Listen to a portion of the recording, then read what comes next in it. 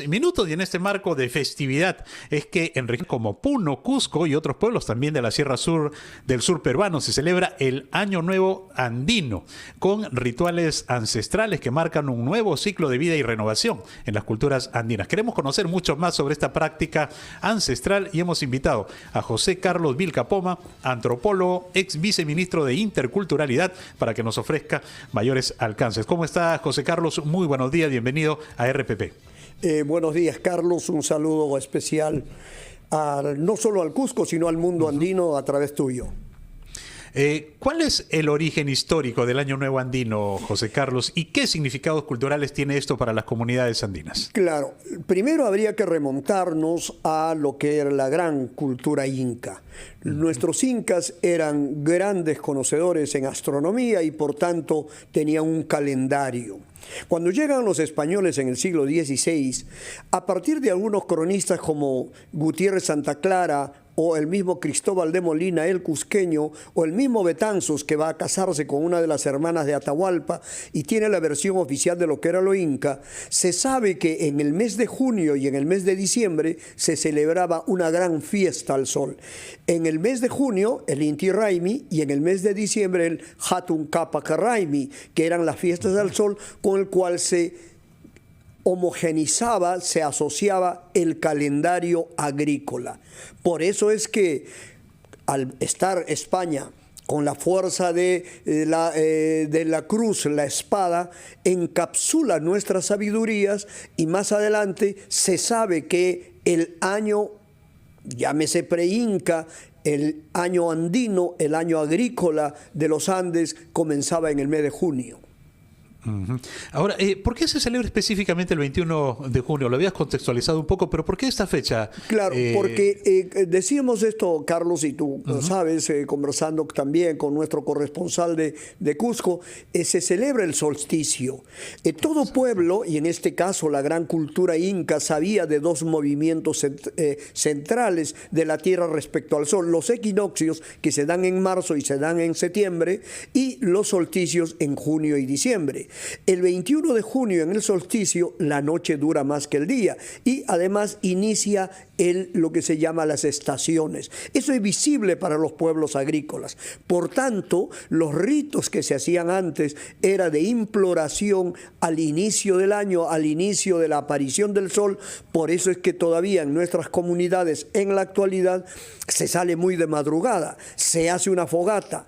El fuego llama al sol como inversa, representa también al sol. Entonces las comunidades en algún momento hacían estos ritos de manera un poco soterrada, pero ahora, como tú ves, Carlos, sí, ahora ¿Cómo se manifiestan ahora estos cultos al sol y a la Pachamama, ¿no? Exacto. Hay un florecimiento, entonces es sorprendente saber que el inicio del año andino se hace en Mendoza, en Argentina, al pie del lago El Diamante, luego se hace también en Brasil, en Sao Paulo, con poblaciones originarias que le encuentran un sentido a aquello.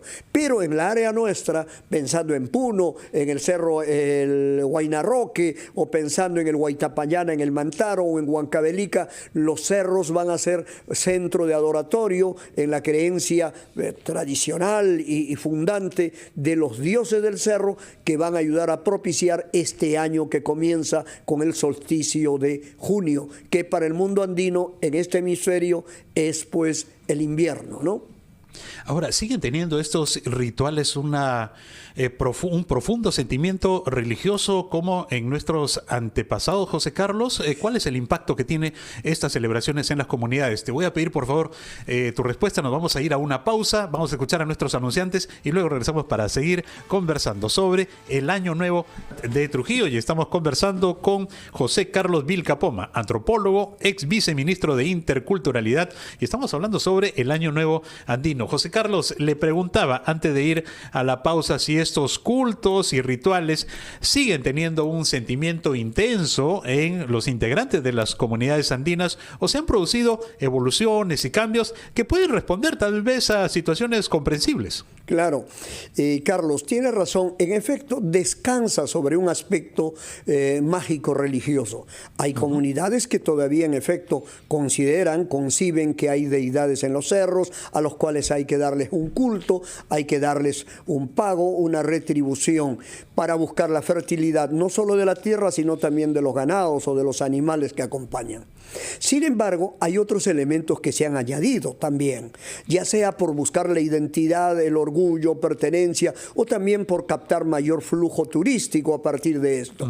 Por ejemplo, nuestra fiesta del Inti Raymi, la que conocemos actualmente, se instauró o se recreó en 1944, de ahí que se celebran los 80 años.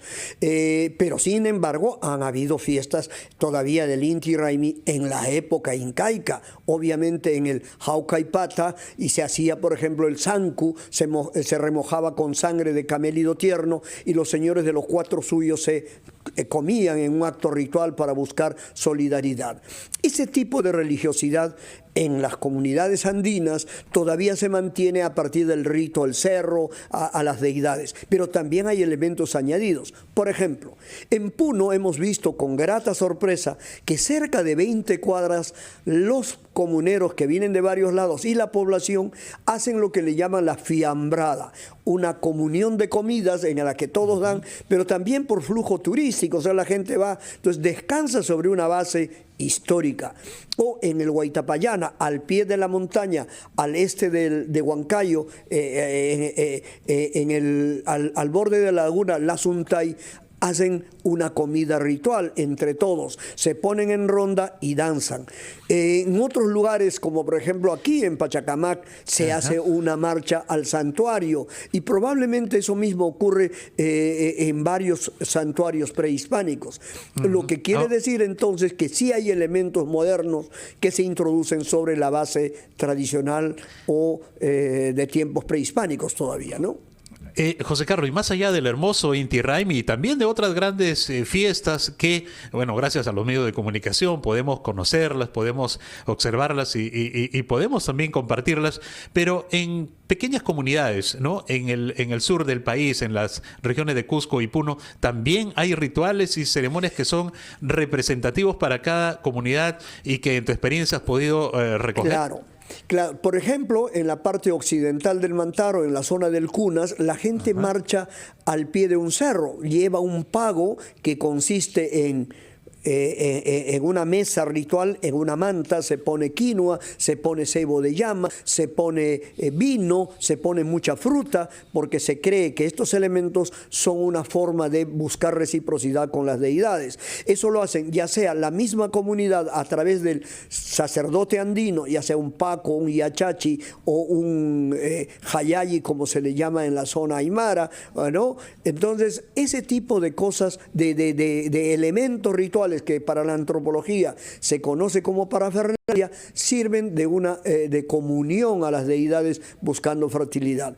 Pero también, Carlos, es importante comprender que en la noción de nuestros pobladores, básicamente campesinos tradicionales, no es que acabó en mayo con la cosecha y la gran cosecha, sino más bien en junio se agradece la nueva etapa del invierno que comienza ahora a fines de junio con la aparición del sol en el invierno, luego en julio descansa la tierra, se hace purificación de los ríos, en agosto duerme la tierra, septiembre las primeras lluvias, coincide con la preparación de la tierra, así hasta las primeras emergencias de los productos en diciembre, que coincide con la natividad cristiana que viene con España, y el gran Hatun Capac Raymi, que era una de las fiestas grandes al sol en los meses de diciembre, igual que en junio. Entonces, lo que queremos decir, mi estimado Carlos, y en nuestro público, es que a eso se llama en antropología la trifuncionalidad cósmica. El mundo de los cosmos tiene vinculación con el ciclo agrario y el ciclo agrario con el ciclo de vida de las gentes, ¿no? Y en este ritmo y en este ciclo también afecta la vida cotidiana de los pobladores y de las comunidades. Claro, porque principalmente En los meses de junio se hace una fiesta de la gran producción, esta marcha, los jóvenes van a traer los frutos, van a hacer la fogata, pero además también se pronostica cómo va a ir el año, durante todo el año. Y en algunos lados se dice que incluso es la mejor etapa para el enamoramiento de los jóvenes porque está acorde con el nacimiento del nuevo sol, ¿no? Ahora, nos mencionabas, José Carlos, de cambios y elementos nuevos que se han incorporado y se han añadido a estas festividades religiosas, pero la autenticidad, José Carlos, tiene un valor también importante. ¿Qué medidas se pueden tomar para mantener la autenticidad de algunos elementos en estas tradiciones? Por ejemplo, acompaña todos estos actos rituales como un elemento moderno o arcaico la música y algunos instrumentos.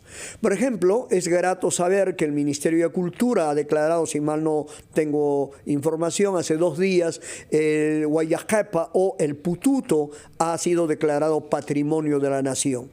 Y es que en muchas comunidades altoandinas del sur, el Pututo es el instrumento, la caracola, que asociada a lo mágico, a los vientos, son la mejor forma de comunicación con las deidades de la naturaleza. Entonces es una forma de preservar.